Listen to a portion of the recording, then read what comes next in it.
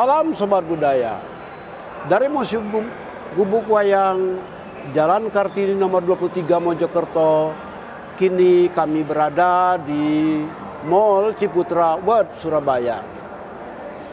Di mana saat ini Mall Ciputra World Surabaya menyelenggarakan pameran dan menggelar karya-karya anak bangsa berupa benda-benda atau barang-barang dari masa lampau hingga puluhan tahun berselang bahkan hingga saat ini, di mana barang-barang tersebut hingga kini masih menampakkan keindahannya, masih menampakkan nilai seni yang tinggi yang patut kita hargai sebagai karya anak bangsa. Bersama saya sekarang ada Bapak Dr. Joko Waluyo. Beliau mantan rektor Unipa Surabaya dan hingga saat ini beliau masih tetap meneruskan hobinya sejak puluhan tahun yang lampau, yaitu mengumpulkan berbagai macam artefak, pernak-pernik, segala macam jenis benda yang berhubungan dengan pramuka. Mungkin karena beliau begitu larut di dalam situasi kepramukaan tadi, banyak pihak, sementara pihak acap secara bergurau menjuluki beliau penggila pramuka. Dan kami dari Gubuk Wayang merasa begitu senang dapat berjumpa beliau serta bertanya tentang hal-hal yang sekiranya bersama-sama perlu kita ketahui. Assalamualaikum Pak Joko. Waalaikumsalam Pak Margani. Makasih. Saat ini kami berada di depan kemah pramuka. Suasananya sangat mengingatkan saya pada zaman ketika kami duduk di depan kemah pramuka. Iya. Ada Saka Bahari ya di Lampung Utara. Iya, Saka Bahari, Satuan Karya Bahari. Berkemah di sebuah danau di Lampung Utara, dan kami pada suatu malam duduk-duduk di depannya. Itu mengingatkan saya pada peristiwa beberapa puluh tahun yang lampau ketika saya masih SMA. Ya. Nah, saudara, sobat budaya, pramuka sebagaimana kita ketahui dari buku-buku sejarah adalah suatu organisasi yang didirikan, organisasi kepemudaan yang didirikan oleh di pelopor ya barangkali begitu, seorang bangsawan Inggris di masa lampau, Lord Baden-Powell, yang meninggal pada tahun 1941 di Kenya, dan kemudian akhirnya organisasi tersebut berkiprah pula di Indonesia. Hal tersebut sebenarnya sesuatu yang hingga sekarang amat jarang dibahas di dalam buku-buku atau pelajaran. Namun kini kita akan membahasnya secara garis besar bersama Bapak Dr. Joko Waluyo. Pak Joko, ini sebenarnya pramuka atau kepanduan ya zaman dulu ya. Sejauh dari buku-buku pelajaran di SMP atau buku seringkali itu disinggung bahwa pada tahun 1923 terdapat suatu momentum di mana kepanduan ini dilebur menjadi satu. Ini demikian informasi yang saya terima kira-kira. Dan di sini saya ingin bertanya bagaimana sebenarnya peranan organisasi kepanduan ini pada zaman yang notabene kala itu masih zaman Belanda. Ya, peranannya di dalam mencapai Indonesia merdeka atau mempersatukan bangsa atau dalam perjuangan bangsa begitu. Baik Pak. Jadi gini Pak Margani, saya sepintas akan mengungkapkan beberapa sekelumit sejarah.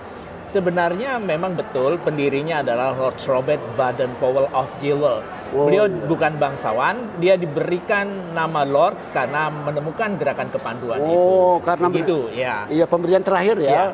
Beliau seorang letnan jenderal, kemudian ditugaskan di Afrika, di Kenya. Jadi sebetulnya pramuka itu memotret gerakan-gerakan yang dilakukan oleh anak-anak di Afrika. Iya, iya. Jadi gerakan menari, api unggun dan sebagainya itu adalah dimensi yang dilakukan oleh anak-anak Kenya. Iya, Baden-Powell karena seorang tentara kemudian berkeinginan bagaimana anak-anak kecil di sana dilatih seperti tentara, baris berbaris, kemudian mencari jejak, menghendus bagaimana binatang itu nanti jalannya kemana, jejaknya dipahami, seperti dia seorang intelligence, semacam itu.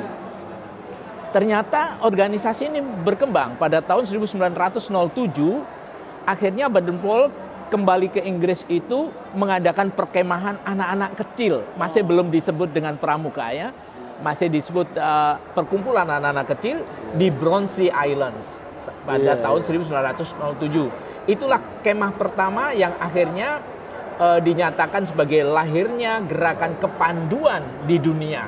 Ya, jadi Boy Scout. Jadi Boy Scout itu adalah anak yang usia 11 sampai 16 tahun. Jadi kalau kita mau jujur, pramuka itu hanya atau kepanduan itu hanya anak usia 11 sampai 16 tahun. Anak laki-laki, Boy Scouts. Kemudian berkembang, istrinya mengikuti, kemudian ada pandu putri dan sebagainya. Kemudian bagaimana bisa ke Indonesia? Ceritanya bahwa kita itu kan colonized by Netherlands. Jadi kita itu dikoloni oleh Netherlands. Nah, ternyata di Eropa itu berkembang kepanduan itu. Pathfinders itu ya. Nah, Pathfinders itu istilah kepanduan dalam bahasa Belanda ya. Jadi ada namanya Nederland Pathfinder Organisasi. Ya, jadi Nederland NPO itu ya. NPO itu. Kemudian berkembang ke Indonesia. Akhirnya di Indonesia muncul suatu gerakan Pathfinders yang kaitannya inlanders. Jadi Nederland Indies. Jadi NIPV ya. Nederland Indies. Kemudian Pathfinder Vereniging gerakan semacam itu berkembang. Ternyata kegiatan-kegiatan itu dilihat oleh bangsa kita bahwa itu bagus. Akhirnya bangsawan-bangsawan di Indonesia mendirikan seperti Suryo Wirawan. Itu sama dengan kepanduan di Mangkunegaran dan sebagainya. Bahkan Budi Utomo, kalau tadi dikaitkan dengan kemerdekaan, Budi Utomo itu juga mendirikan National Pathfinders. Jadi itu cita rasanya Indonesia betul, walaupun Indonesia belum merdeka. Jadi pada tahun 1908, Jong Zava dan sebagainya itu juga mengadakan kepanduan untuk Jawa ya, Javanese. Jadi semacam itu dilakukan sampai berkembang. Oleh karenanya itu sekarang dijadikan basic image. Suatu misal kalau sekarang diambil dari organisasi pramuka itu ada pramuka siaga. Itu adalah mensiagakan negara ini pada tahun 1908. Kemudian pada tahun 1928 itu digalang. Akhirnya ada istilah penggalang ya. Kemudian pada tahun 1945 itu ditegakkan penegak. Nah, setelah penegak kita merdeka, kemudian harus diisi, dipandegani. Kita memandegani jadi seorang orang yang mampu mengisi kemerdekaan. Itu ceritanya.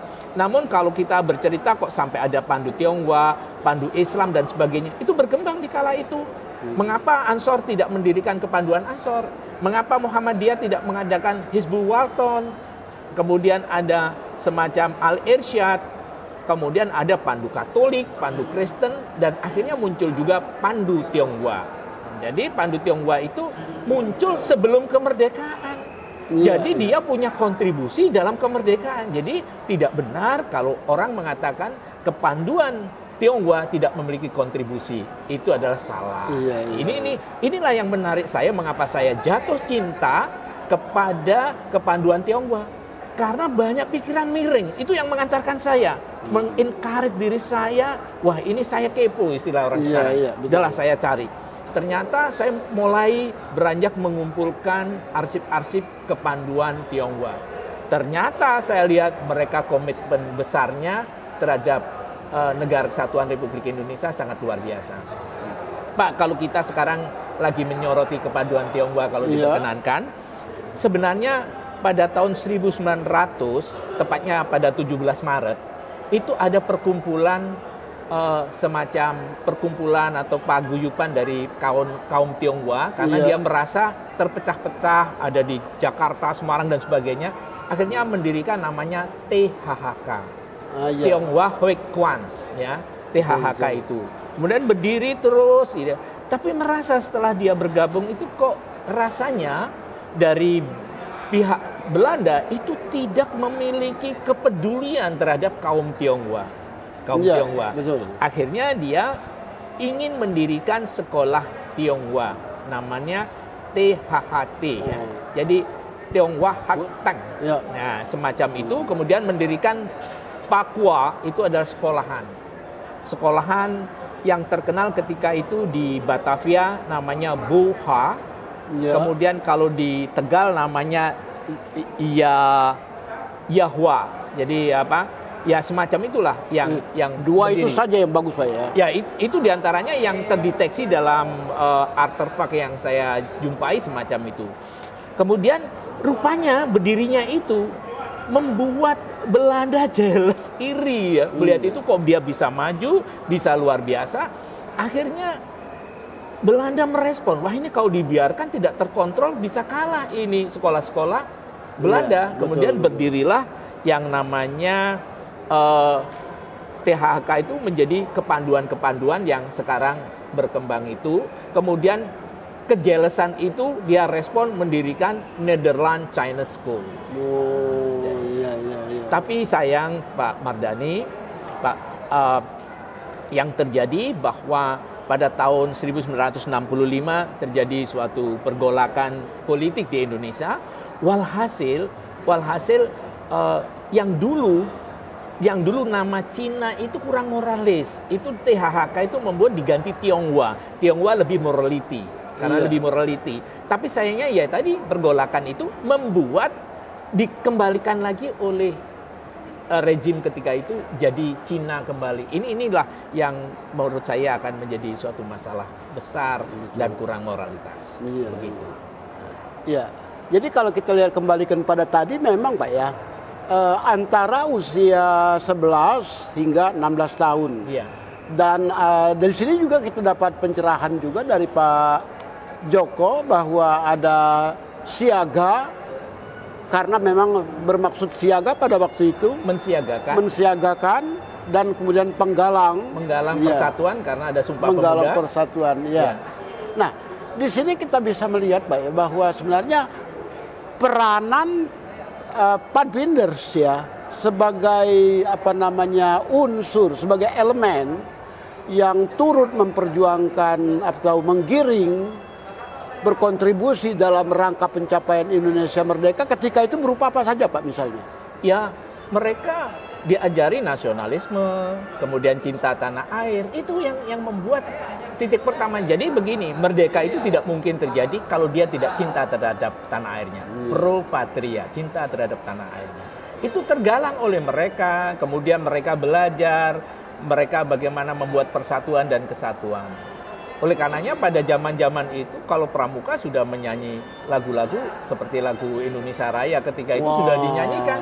Oleh karenanya ada lirik di lagu Indonesia Raya, aku menjadi pandu ibuku, jadi pandu ibuku, semacam itu.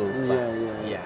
Ya, jadi di sini kita bisa melihat secara moral ya, ini Pramuka ini memang sangat besar sekali peranannya di masa lampau Pak ya. Iya. Nah, ketika 1928 diadakan Sumpah Pemuda, itu nama Indonesia kan sudah muncul Pak. Iya. Kemudian Belanda sudah mencoba untuk membuat kepanduan yang baru. Pada saat itu organisasinya selain Tionghoa mana saja itu Pak? Organisasi Pramuka tadi saya ketika sebutkan ada Pandu Rakyat, ada Pandu Kebangsaan dan sebagainya. Itu pernah berkumpul menjadi suatu federasi yang namanya IPINDO. Jadi Ikatan Pandu Indonesia. Semacam itu terjadi. Kemudian setelah Indonesia merdeka, Bung Karno punya keinginan jangan parsial-parsial. Jadi kita menjadi satu yang namanya Gerakan Pramuka, jadi Raja Muda Karana. Itu Iya. diputuskan oleh presiden, kemudian jadilah Gerakan Pramuka.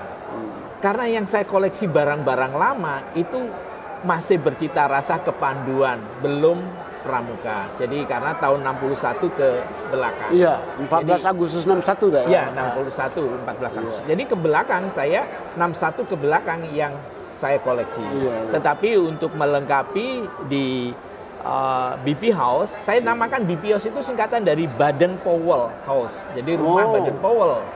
Ya, rumah Baden-Powell karena Iya. mengingatkan pendirinya Pramuka adalah Baden-Powell. Betul. Ya, Anu silakan. Pak, ada paradigma Pak, kerangka berpikir yang berbeda antara Pramuka dengan kepanduan zaman dulu Pak. Sebetulnya akan terjadi pergeseran nilai-nilai tentunya Iya. karena ada sesuatu yang mungkin sekarang kegotong royongan mulai terkikis, self help, sukarela mulai hilang dan sebagainya. Bahkan sekarang itu pramuka sekolah harus mengadakan pramuka dan sebagainya. Memang itu ada plus minusnya. Akan tetapi pergeseran yang terjadi, rasa sukarelanya mungkin taste-nya tidak seperti dulu. Mengapa? Karena tantangannya berbeda. Ketika tantangan mereka dihadapkan pada zaman kolonial, mungkin kesatuan dan persatuannya lebih kuat dibanding yang sekarang yang merasa sudah merdeka semacam itu. Akan tetapi ini Pak ya, itu barangkali satu masukan bagi kita semua ya. Dan tapi mengenai ininya Pak, mengenai teknik mereka latihan, benda-benda yang mereka pakai, tali temali dan sebagainya, itu masih sama Pak ya antara pramuka kini dengan pandu masa lalu. Sama tantangannya sama. Jadi outdoornya itu sama. Tetapi nilai yang ditanamkan juga berbeda karena tantangannya berbeda. Itu yang terjadi. Jadi teknik menyampaikan berita seperti dulu ada semafor yang pakai bendera itu. Kemudian ada yang pakai peluit yang namanya morse dan sebagainya. Jadi sebetulnya sama, teknis kepanduannya sama. Tapi tantangan yang berbeda itu suatu misal begini. Kalau sekarang anak-anak sekarang mungkin kalau dulu tanda jejak, sekarang pakai GPS bagaimana? Dulu pakai kompas, sekarang pakai GPS karena sudah modern, itu yang dilakukan. Iya. Tapi tekniknya masih seperti pramuka. Dan paradigma-paradigma yang lain, kerangka berpikir yang lain juga sama Pak ya. Misalnya maksud saya nyanyiannya misalnya. Masih lama, tetapi ada yang baru juga. Jadi sekarang lebih komplit lagi antara yang lama dengan yang baru ditambahkan. Tetapi lagu-lagu lama masih apa guna keluh kesah? Itu lagu lama itu Pak ya. Iya, masih ada semacam itu. Iya. Nah, ini berkembang. Sekarang juga berkembang dengan lagu-lagu yang baru. Oke, terima kasih Pak Joko.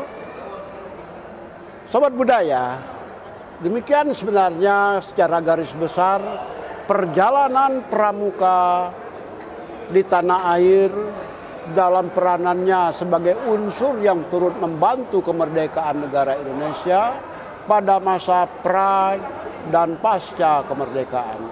Dari Ciputra World Mall kami menyampaikan salam pramuka dan terima kasih.